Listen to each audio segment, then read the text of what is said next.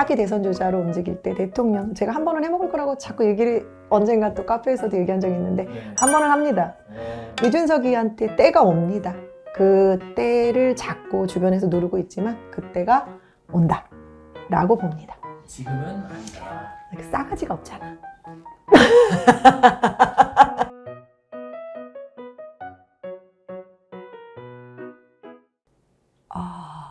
우리 지금 내가 그 신당에 보이는 바카스 F 그리고 속으로 생각했어.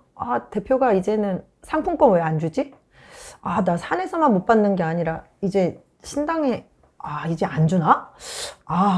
어떻게 해야 되지? 그리고 또 순간적으로 떠오른 거. 설 선물 세트를 나만 줬어? 아니면 덕분 선생님들 다 줬어? 이 두 가지가 갑자기 떠오르는 거예요. 그래서 이준석 얘기를 하려고 하고 사주를 불러주겠다고 하는 사람 앞에서 내도 갑자기 이렇게 떠오르는 걸 보면 바카스는 우리가 이제 선전을 할 때 보면 이제 바카스 D가 먼저냐 F가 먼저냐, 그리고 또 내가 큰 사이즈를 좋아하고 양이 많다 보니까 F를 많이 마셔서 그런가 바카스 F가 꼭 원조인 것 같은 느낌도 들거든요. 이준석이는 이렇게 자기 색깔도 굉장히 강하고, 그리고 자기가 언젠가는 뜻을 열고 또 뜻을 펼치는 날이 올 거라고 박근혜 정권 때도 그렇고 운이 되게 나쁜 케이스인 것 같지만 계속해서 보이지 않게 두각은 좀 드러내고 있거든요. 지금의 이재명이 그냥 이재명이가 아니었던 것처럼 똑같아요. 이준석도 지금 전자의 성남시장 시절부터 잘해왔던 이재명의 그런 전적과 흔적들이 있듯이 동탄에서 또 이제 아주 신드롬을 또 일으키고 있잖아요. 생각지도 않게. 그러니까 여러 젊은 층들의 그런 세대들이 다시 모여지는 때를 바라보면서 지금 나한테 대권주자로서의 여론조사의 몇 프로가 중요한 게 아니라, 그리고 단위라도 내가 구축하지 않아도 자립적으로 움직이겠다. 뭐 다윗과 골리앗의 싸움이다 하면서 막 자기네들끼리 떠들고 있잖아요. 그렇게 하듯이 난 소신껏 가겠다 이렇게 하고는 있지만 자기는 나름대로 준비를 해서 한 계단 또 올라간다라고 생각을 하면서 움직이는 사람이기 때문에 D가 원조고 F가 원조가 아니라 각각 마시는 성향에 따라 뭐 이게 더 낫다고 하는 사람들도 있을 거고 저게 더 낫다고 하는 사람도 있을 텐데 이준석은 호불호가 좀 강해요. 그런 부분들 때문에 자기의 색깔을 찾기까지는 조금 시간이 걸리지만 그래도 한 번은 대선은 이제 차기 대선 주자로 움직일 때 대통령 제가 한 번은 해먹을 거라고 자꾸 얘기를 언젠가 또 카페에서도 얘기한 적이 있는데 한 번은 합니다. 이준석이한테 때가 옵니다. 그 때를 잡고 주변에서 누르고 있지만 그때가 온다 라고 봅니다. 지금은 아니다. 싸가지가 없잖아. 그렇게 보여지니까 이제 네 가지가 좀 없는 건 사실인 게 워낙에 거침없이 얘기하니까.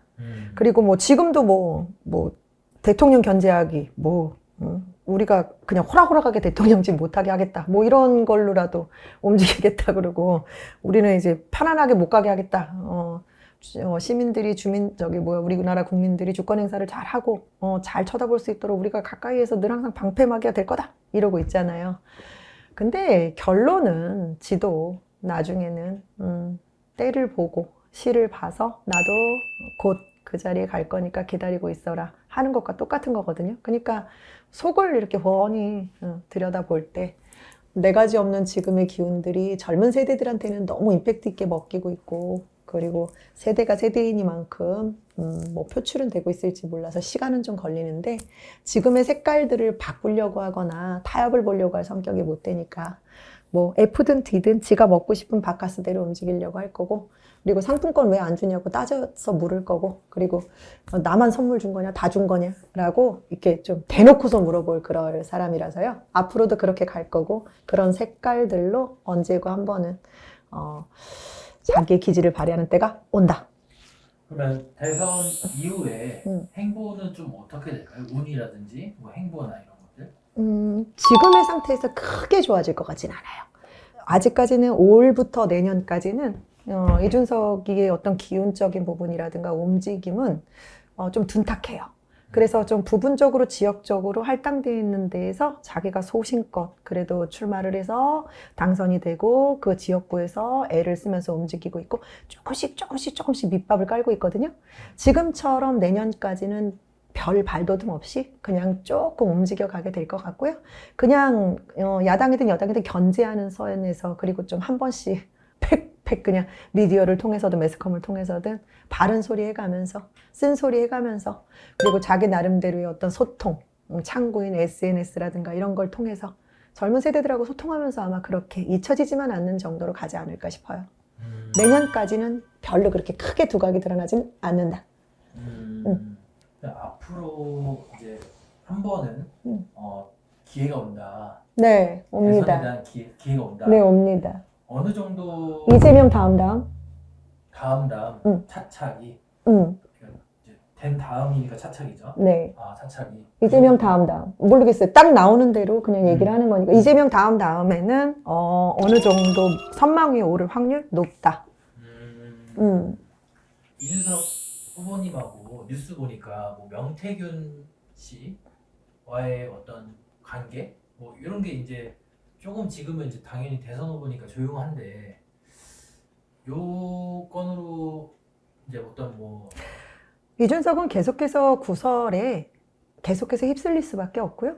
그리고 어디를 가나 뾰족하게 가시가 돋아 있어서 아직은 젊어서 그렇고 그리고 자기가 생각하고 있는 주관적인 부분을 그대로 밀고 나가고 그게 자기 색깔이라는 걸 보여줘야 자기만의 정치를 할 수 있고 자기만의 어떤 당을 만들 수 있고 자기만의 멤버를 조성할 수 있다라고 생각하는 그런 색깔론이 굉장히 강해서 뭐 명태균이 문제라든가 이런 구설수에 휩쓸린다고 하더라도 조금 애석하게도 전 정권 때 조금 살짝 좀 짓눌려가지고 그러니까 조용히 조금 은둔하고 있었던 건 분명하지만요.